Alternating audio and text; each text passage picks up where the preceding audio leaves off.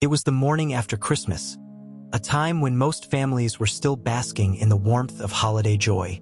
But at 5:52 a.m. on December 26, 1996, a frantic 911 call shattered the stillness of Boulder, Colorado.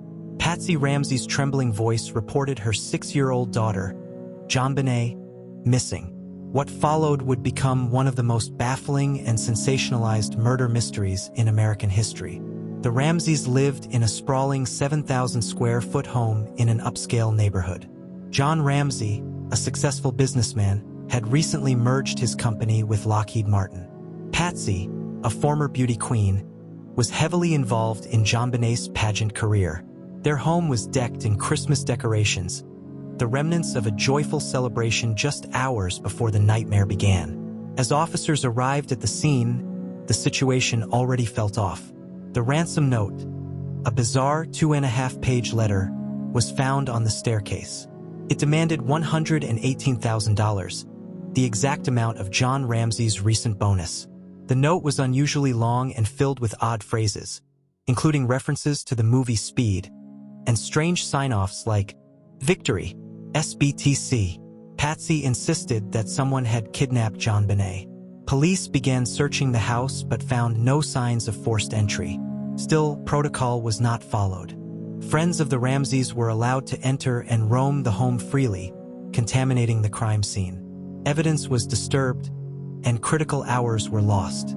At around 1 p.m., John Ramsey and a family friend, Fleet White, decided to search the house again. Ramsey opened a small basement room. One officer had failed to thoroughly check earlier, and there he discovered the body of JonBenét. She was covered in a white blanket, with duct tape over her mouth and a cord wrapped around her neck. Her wrists had been tied above her head. Ramsey picked up his daughter's lifeless body and carried her upstairs, further compromising potential evidence. When paramedics arrived, they could only confirm what had become horrifically clear. JonBenét was dead. The basement turned from an overlooked room into the center of a national tragedy. The autopsy revealed that JonBenét had died from strangulation and a skull fracture. There were also signs of sexual assault, although the findings were debated among experts. DNA was found in her underwear, but it did not match anyone in the family. This would become a central pillar in the debate over who killed JonBenét. From the very beginning, the case was a media circus. News crews swarmed Boulder, tabloid headlines screamed conspiracy, and the public fascination with the case grew exponentially. Some were convinced the Ramseys were involved, while others believed an intruder had broken in and committed the unthinkable. As days turned into weeks, then months, no arrests were made. The Boulder Police Department was criticized for their handling of the case, missteps that would haunt the investigation for decades. The crime scene was compromised, crucial evidence may have been lost or mishandled, and tensions between the police and the district attorney's office created further obstacles. Meanwhile, JonBenét's image, a 6-year-old with blonde curls and glittering pageant dresses, was everywhere. Her death became a symbol of lost innocence, and her case a canvas for America's worst fears about child predators, media obsession, and justice gone wrong. By early 1997, public opinion had begun to fracture. Was the killer someone close to JonBenét? Or was the real perpetrator still out there, hiding in plain sight? With every new detail, the mystery only deepened. And as we peel back the layers in this series, we'll explore the evidence, the theories, and the tragic legacy of a little girl whose murder still haunts the American conscience. But first, we must look closely at what happened in those crucial first 24 hours. Because what occurred in that narrow window of time may hold the key to everything that followed. The first 24 hours of any homicide investigation are critical. Evidence is fresh, witness recollections are sharp, and leads are more easily tracked. But in the case of JonBenét Ramsey, nearly every rule of crime scene protocol was broken. What should have been a meticulous search for answers quickly devolved into confusion, contamination, and critical missed opportunities. When Boulder police officers first arrived at the Ramsey home, they treated the situation as a kidnapping rather than a possible homicide. This shaped their entire approach. Despite the suspicious ransom note and no sign of forced entry, the house was not cordoned off as a crime scene. Instead, friends and family were allowed to come and go, offering support to the Ramseys, but unknowingly interfering with potential evidence. The ransom note itself was unlike anything investigators had ever seen. It was handwritten, lengthy, and bizarrely specific. At over 370 words, it was more of a monologue than a message.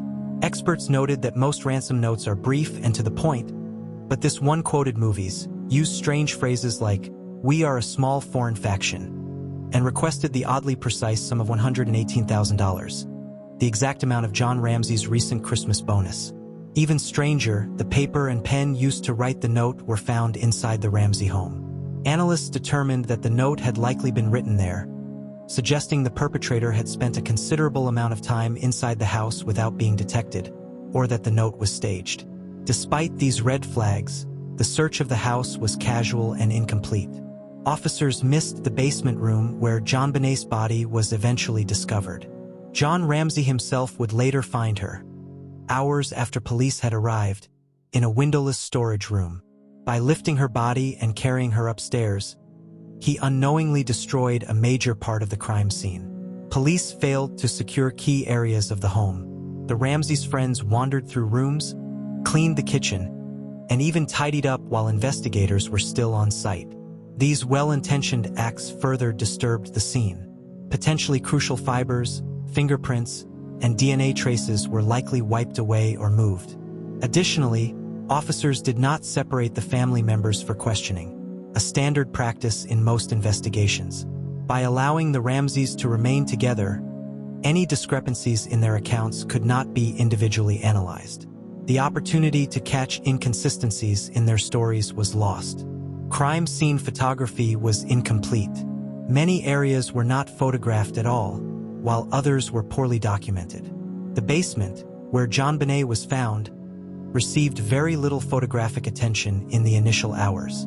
One curious piece of evidence was a bowl of pineapple with milk found on the kitchen table. JonBenét's fingerprints were on the bowl, as were her brother Burke's. But her parents claimed she had gone straight to bed after returning home from a Christmas party. The presence of the pineapple raised questions. Had she gotten up during the night? Was there a late-night confrontation? The window in the basement, often cited as the possible entry point for an intruder, was found broken. However, police were unsure whether it had been recently broken or left that way from a prior incident. There were cobwebs around the window, suggesting no one had used it as a passage in or out that night.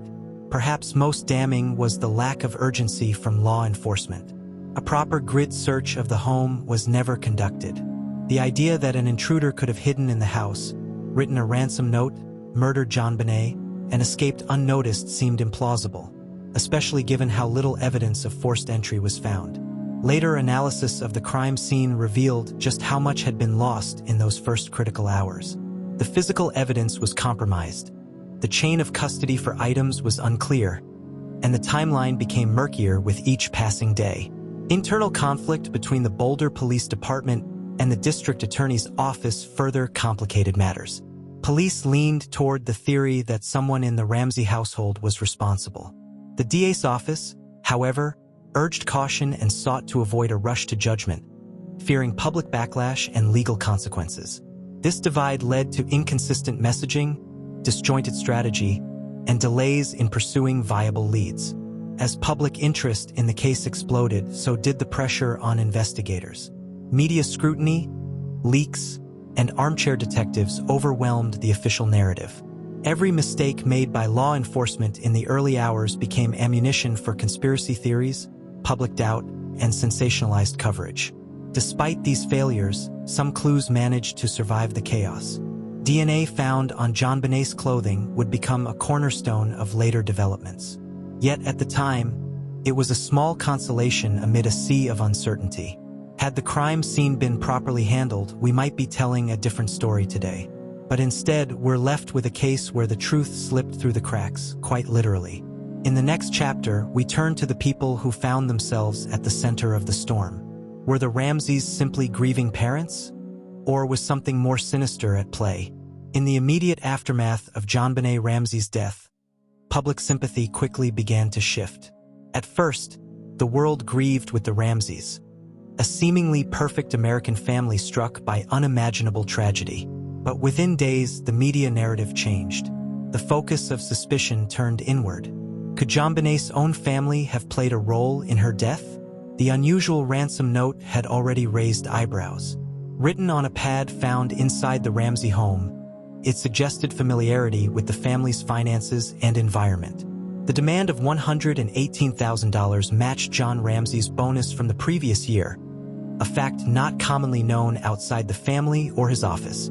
Then there was the tone of the note. Its odd phrasing, peculiar references to movies like Speed, and the dramatic signature, Victory, SBTC, made experts question whether it was the work of a professional kidnapper or an amateur trying to mislead investigators. Handwriting analysts couldn't conclusively link Patsy Ramsey to the note, but several said she couldn't be ruled out either. Public perception began to sour when the Ramseys hired high-powered attorneys almost immediately. To some, it seemed like a defensive move, not the action of grieving parents seeking justice. They also declined to submit to formal police interviews right away, further fueling speculation. Then came the televised interview with CNN on January 1, 1997. Rather than sitting down with investigators, the Ramseys appeared on national TV, pleading for the killer to come forward. To many viewers, their demeanor seemed overly rehearsed, even performative. Patsy's teary-eyed plea, "There is a killer on the loose. If I were a resident of Boulder, I would tell my friends to keep your babies close to you," was haunting, but also raised questions. If an intruder had broken in and killed JonBenét, why hadn't he taken her with him? Why leave her body in the house? Patsy, in particular, became a lightning rod for suspicion. The former beauty queen had thrust JonBenét into the world of child pageants, and critics pointed to this as evidence of a controlling, image-obsessed mother. Some theorized that a pageant-related accident or a burst of rage might have led to JonBenét's death, with a cover-up orchestrated in the panic that followed. Others pointed to Burke Ramsey, JonBenét's 9-year-old brother. Although initially shielded from the media and largely kept out of police interviews, rumors swirled that he may have been involved, perhaps in a fit of sibling jealousy or anger. This theory was explored in the controversial 2016 CBS documentary The Case of JonBenét Ramsey, which suggested Burke could have struck JonBenét with a heavy object during a late-night argument over pineapple.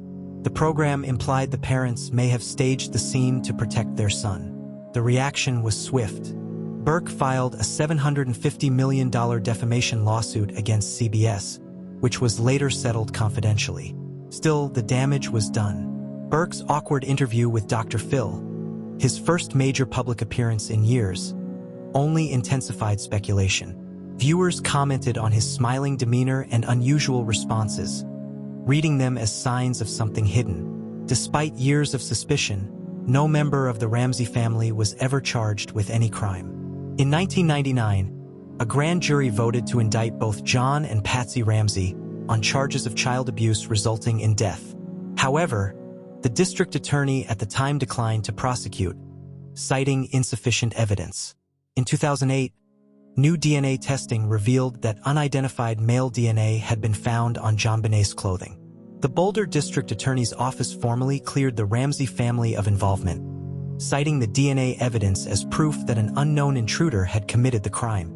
Still, many skeptics remained unconvinced. Critics of the DNA evidence argued that it could have been the result of contamination or an innocent transfer from the clothing's manufacturer. Some forensic experts said the amount of DNA was too minimal to be meaningful and shouldn't have exonerated the family so completely. Others believe the real reason the Ramseys were never charged had more to do with politics than truth. The Ramseys were wealthy, well-connected, and had a team of elite lawyers and publicists shaping their image. The idea of charging them without irrefutable evidence was risky, both legally and in the court of public opinion. As years passed and no new suspects emerged, the public's attention waned, but never fully disappeared. The Ramseys moved away from Boulder, attempting to reclaim some semblance of a normal life. Patsy Ramsey died of ovarian cancer in 2006, never knowing who killed her daughter. Even today, people remain divided. Some see the Ramseys as victims of a botched police investigation and a media witch hunt. Others believe they know more than they ever let on. Next, we shift our focus outward. If the Ramseys didn't kill JonBenét, then who did? Could a stranger have really slipped in and out of the Ramsey home undetected? As suspicion swirled around the Ramsey family, another theory steadily took hold. The possibility that an intruder had entered the home on Christmas night and committed the unthinkable. While many considered the idea implausible, others believed it was the most logical explanation, especially in light of the DNA evidence and signs that pointed away from the Ramseys. The foundation of the intruder theory lies in the DNA profile found on JonBenét's underwear and under her fingernails. Despite multiple rounds of testing, the DNA did not match John, Patsy, or Burke Ramsey. The same unidentified male DNA showed up on multiple articles of clothing, indicating it may have come from a single source.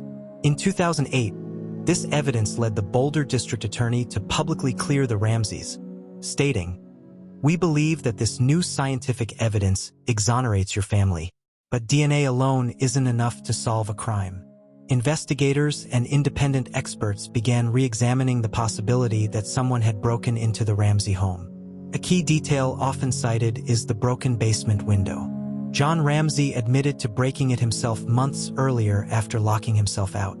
Still, cobwebs on the frame suggested it hadn't been recently disturbed, and police originally dismissed it as a viable point of entry. But could they have been wrong? One early suspect in the intruder theory was Bill McReynolds, a family friend who had played Santa Claus at the Ramseys' Christmas party.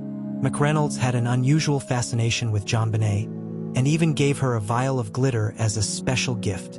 His own daughter had been kidnapped years earlier, and similarities between that incident and JonBenét's case raised eyebrows. However, McReynolds was ultimately cleared. Another suspicious figure was Gary Oliva, a known sex offender who was found with a photo of JonBenét in his backpack when he was arrested in 2000. Oliva lived in Boulder at the time of the murder and had a history of mental illness and disturbing behavior. In a 2019 letter obtained by tabloids, Oliva allegedly confessed to killing JonBenét by accident. Yet police have never charged him, and his DNA did not match the sample found at the scene. Lou Smith, a retired Colorado Springs detective brought onto the case by the district attorney, became the most vocal proponent of the intruder theory. Smith pointed to evidence that, in his view, strongly indicated someone outside the family was responsible. He highlighted the following: the presence of an unidentified boot print near JonBenét's body, a mysterious stun gun mark found on her back and face, a high-tech brand shoe print not linked to anyone in the family, evidence that a garrote used in the murder was crafted with a paintbrush from Patsy's art supplies, suggesting the killer improvised inside the home. Smith also emphasized the peculiar nature of the murder weapon. The garrote was a complicated tool, not something a child or an inexperienced killer would easily make. It indicated planning and intent, which contradicted the theory of an accidental death followed by a cover-up. Critics of the intruder theory argue that it relies on a number of assumptions: that someone knew the Ramseys' home well enough to navigate it in the dark, that they wrote the ransom note in the house without waking anyone, and that they managed to enter and exit without leaving definitive signs of a break-in. All of this, they say, makes the intruder scenario highly unlikely. Yet supporters argue that stranger crimes are often stranger than fiction. They point to cases like the Golden State Killer and BTK, where perpetrators stalked victims, studied their routines, and operated under the radar for years. In recent years, the possibility of touch DNA and further forensic advancements have reinvigorated interest in the intruder theory. Some experts suggest that newer testing methods, including genealogical DNA tracing, could finally identify the unknown male whose DNA was left behind. However, as of today, no definitive suspect has emerged. The case remains open, the mystery unsolved. What's clear is that the intruder theory is more than a convenient excuse. It's a possibility supported by forensics, circumstances, and the belief that the truth may lie beyond the walls of the Ramsey home. Next, we'll look at the media's role in shaping public perception and how JonBenét's case became a global obsession that forever changed the landscape of true crime coverage. Few criminal investigations in modern American history have received as much media attention as the JonBenét Ramsey case. What began as a local tragedy in Boulder, Colorado, quickly exploded into an international spectacle. The image of a 6-year-old beauty queen, found murdered in her family's basement on Christmas night, was too sensational for the press to resist. But in the frenzy that followed, journalism often crossed the line into speculation, and public perception began to shape the investigation itself. From the moment the news broke on December 26, 1996, reporters descended on Boulder. Satellite trucks lined the quiet neighborhood streets.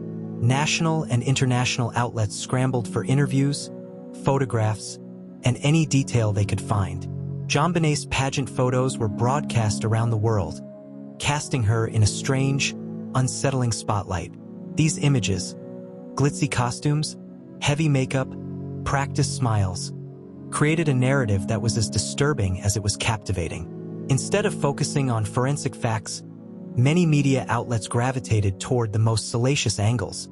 The bizarre ransom note, the wealthy and photogenic Ramsey family, and the unusual world of child pageants became fodder for endless speculation. Talk shows, tabloids, and even mainstream news programs began spinning theories. Was this a botched kidnapping? A case of child abuse gone wrong? Was the killer someone inside the home? The media's relentless coverage blurred the lines between fact and fiction. Anonymous leaks from law enforcement sources were taken as gospel. Misinterpreted crime scene photos, speculative psychological profiles, and unverified rumors became front-page news. The presumption of innocence, so foundational to the justice system, was often discarded in favor of click-worthy headlines. Television programs dedicated hours of airtime to dissecting the family's every move. The Ramseys' decision to hire lawyers and publicists was interpreted not as a defense mechanism against an invasive media storm, but as a sign of guilt. Their reluctance to participate in initial police interviews, under the advice of counsel, was framed as stonewalling. Patsy Ramsey, in particular, became a symbol of suspicion. Her appearance, her composure, or lack thereof was endlessly scrutinized. One of the most significant examples of media influence was the 1999 decision by a grand jury to indict the Ramseys for child abuse resulting in death. Though the district attorney declined to prosecute, citing insufficient evidence, the fact that this development remained secret until 2013 allowed a single narrative to dominate the public consciousness for years. The Ramseys had escaped justice. As cable news grew in dominance, the case was repackaged for newer generations. The early 2000s saw JonBenét featured in countless cold case specials. In 2016, 2 high-profile television specials, CBS's The Case of JonBenét Ramsey and A&E's The Killing of JonBenét, The Truth Uncovered, reignited the debate, each offering drastically different takes. The CBS series, in particular, pointed fingers at Burke Ramsey, prompting a defamation lawsuit that was eventually settled. Social media further amplified the frenzy. Amateur sleuths began their own investigations, creating YouTube channels, Reddit threads, and TikToks devoted to the case. Some uncovered interesting leads. Others spread misinformation. In this digital age, conspiracy theories and half-truths travel faster than facts. And JonBenét's case, already burdened by media distortion, was an easy target. It's important to remember that media can influence more than public opinion. It can shape the behavior of investigators, prosecutors, and even potential jurors. In JonBenét's case, police were under pressure to make quick arrests. The DA's office had to navigate political landmines. And the Ramseys themselves were caught in a never-ending battle to defend their reputations, all while grieving the loss of their daughter. Over time, the sheer volume of coverage created a paradox. The more information the public received, the harder it became to distinguish truth from noise. The case became a Rorschach test. Viewers saw in it what they wanted to see: parental guilt, systemic police failure, or the horrors of modern media exploitation. The result? Decades later, JonBenét's murder remains unsolved. And while advancements in forensic science may one day provide a breakthrough, the legacy of media interference will always shadow the investigation. In the final chapter, we'll explore what remains unsolved, examine the most recent developments, and ask, can this cold case ever truly be solved? More than 2 decades after JonBenét Ramsey's tragic death, her murder remains one of the most haunting cold cases in American history. Despite thousands of tips, a national media frenzy, and the involvement of some of the country's most experienced investigators, no one has ever been charged. As new evidence emerges and old leads are re-examined, many still ask, can this case ever truly be solved? In the years following the murder, the case moved from active investigation to enduring mystery. The Boulder Police Department continued to face criticism for its early mishandling of the crime scene and for failing to pursue certain leads aggressively. Meanwhile, the Ramsey family's refusal to submit to early interviews, on the advice of legal counsel, fueled ongoing suspicion. One glimmer of hope in recent years came with the advancement of DNA technology. The unidentified male DNA found on JonBenét's clothing has been analyzed and preserved. Investigators have expressed interest in retesting the DNA using newer techniques, including familial and genealogical DNA searches that have led to breakthroughs in other cold cases, like that of the Golden State Killer. However, as of now, there has been no official update that these tests have provided new suspects. Efforts by independent investigators and true crime enthusiasts have also contributed to renewed attention. Some have proposed alternate suspects, others have pushed for transparency from law enforcement. There are persistent calls for an outside agency, such as the FBI or a national cold case task force, to take over the investigation. In 2021, Boulder police claimed to be actively working the case, stating that they had reviewed over 1,500 pieces of evidence and received over 21,000 tips. They also mentioned that they were consulting with new DNA laboratories to explore advanced testing options. Still, no public progress has been announced.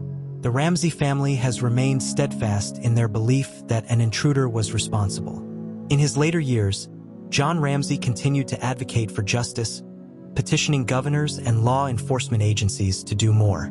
Burke Ramsey, now an adult, maintains his innocence and has spoken out only sparingly, mostly through lawsuits defending his reputation. Public interest in the case hasn't waned.